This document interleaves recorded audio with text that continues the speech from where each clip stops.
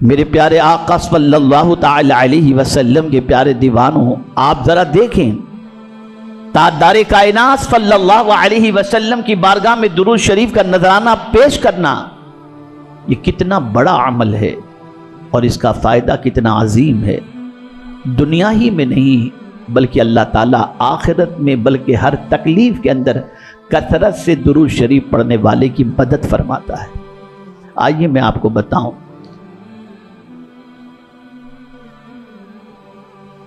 ایک شخص سفر کے لیے روانہ ہوا۔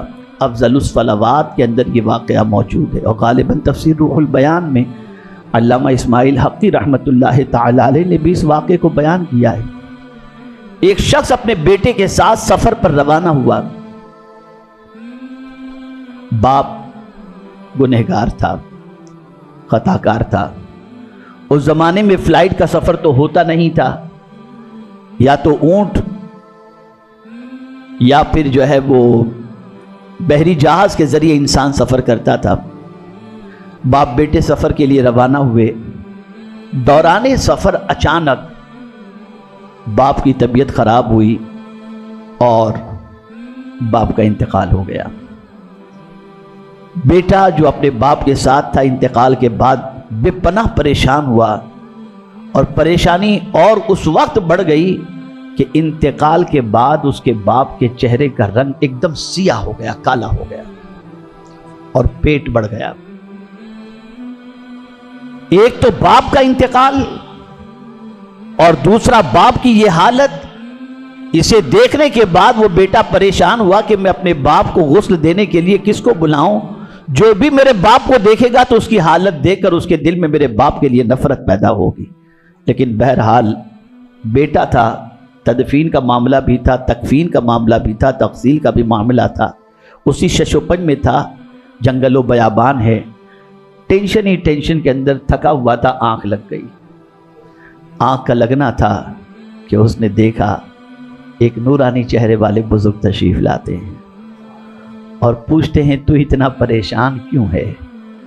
وہ کہتا ہے دیکھیں میرے والد سفر کے اندر انتقال کر گئے اور ان کے چہرے کی یہ پوزیشن ہے، جسم کی یہ پوزیشن ہے۔ کہا غم نہ کر، اور پھر وہ نورانی چہرے والے بزرگ نے اس کے چہرے پہ ہاتھ پھیرا، پیٹ پر ہاتھ پھیرا، تو اس شخص نے، اس بچے نے اپنے باپ کی پوزیشن دیکھی تو باپ کی کیفیت اس ہاتھ کے پھیرنے کی وجہ سے چہرہ بھی روشن ہو گیا اور پیٹ بھی نارمل ہو گیا۔ اس کی آنکھ کھلی، دیکھا تو باپ واقعی چہرہ اس کا روشن ہو چکا تھا اور پیٹ بھی اس کا کم ہو چکا تھا اور نارمل ایک نورانی چہرے والا اس کا باپ بن چکا تھا۔ اسی وقت جب خواب دیکھا تھا اور بچے کے باپ کی پوزیشن یہ دیکھی تھی تو خواب ہی میں اس نے نورانی چہرے والے سے پوچھا تھا کہ آپ کون ہیں جو اس بے سر و سامانی میں میری مدد کے لیے آئے؟ تو اس وقت اس نورانی چہرے والے نے کہا تھا میں کوئی اور نہیں، محمد صلی اللہ علیہ وسلم ہوں۔ تیرا باپ اس میں کوئی شک نہیں کہ گنہگار تھا، لیکن اس کی عادت تھی روزانہ 1000 مرتبہ مجھ پر درود پڑھا کرتا تھا۔ آج اس مصیبت کے اندر میں اس درود کی وجہ سے اس کی مدد کے لیے حاضر آ گیا ہوں۔ مرنا آپ کو بھی ہے، مرنا ہم کو بھی ہے، لیکن مرنے کے بعد یہ درود اتنا کام آتا ہے، اتنا کام آتا ہے، جیتے جی بھی کام آتا ہے اور مرنے کے بعد بھی اللہ کے رسول صلی اللہ علیہ وسلم پر تحفہ درود و سلام پیش کیا جائے اور اس کی عادت اگر انسان بنا لے تو یہ درود اس کی دنیا کی مصیبتوں کے لیے بھی کافی ہے اور آخرت کی تکلیفوں کے ازالے کے لیے بھی کافی ہے۔ اسی کے ساتھ ساتھ حدیث مبارکہ میں ایک واقعہ اور ملتا ہے۔ قیامت کے دن بندے کے اعمال تولے جا رہے ہوں گے۔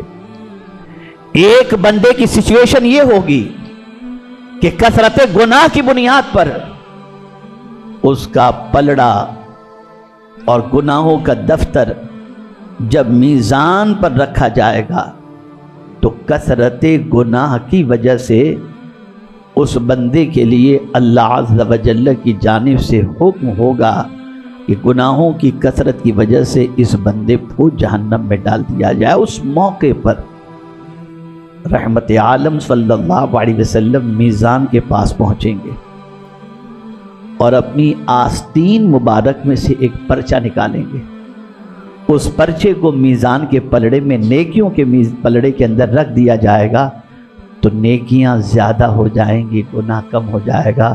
حکم ہوگا کہ اس بندے کو جنت میں ڈال دو۔ وہ بندہ اس پرچہ ڈالنے والے بزرگ کی بارگاہ میں عرض کرے گا آپ کون ہیں کہ اس وقت میری مدد کے لیے آئے؟ تو اس وقت نورانی چہرے والے رحمت عالم صلی اللہ علیہ وسلم فرمائیں گے میں محمد صلی اللہ علیہ وسلم ہوں، اور تو جو روزانہ مجھ پر کثرت سے درود پڑھا کرتا تھا، یہ درود اس پرچے کے اندر ہے جسے میں نے اس میزان میں ڈال دیا، جس سے تیری نیکیاں زیادہ ہو گئیں۔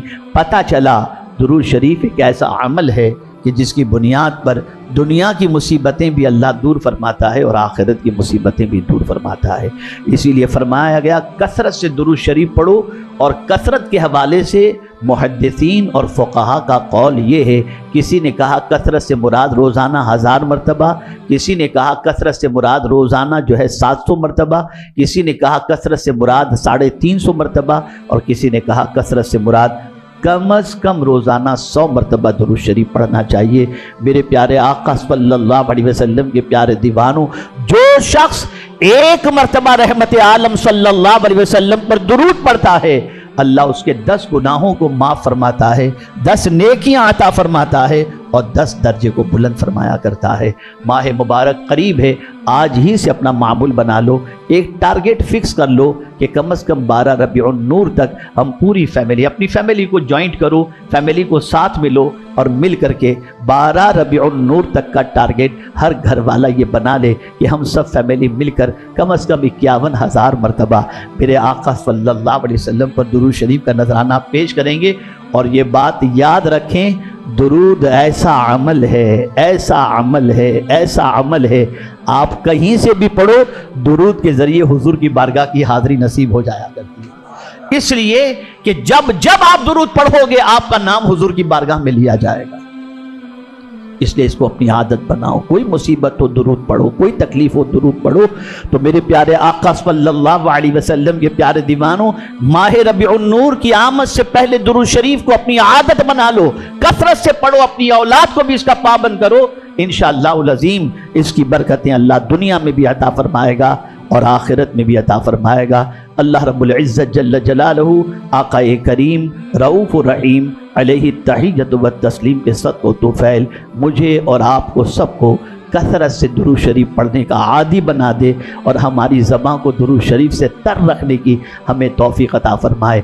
وضو سے ہوں بہت بہتر ہے، لیکن اگر آپ وضو سے نہیں بھی ہیں اور درود شریف پڑھنا چاہتے ہیں تب بھی آپ درود شریف پڑھیں۔ ایک ٹارگٹ فکس کر لیں اپنا کہ روزانہ اتنی مرتبہ درود پڑھیں گے، خدا کی قسم اس کی برکتیں آپ محسوس کریں گے، دل کو سرور ملے گا، دل کو اطمینان ملے گا، اور ساتھ ہی ساتھ اللہ عز و جل مصیبتوں کو بھی دور فرمائے گا۔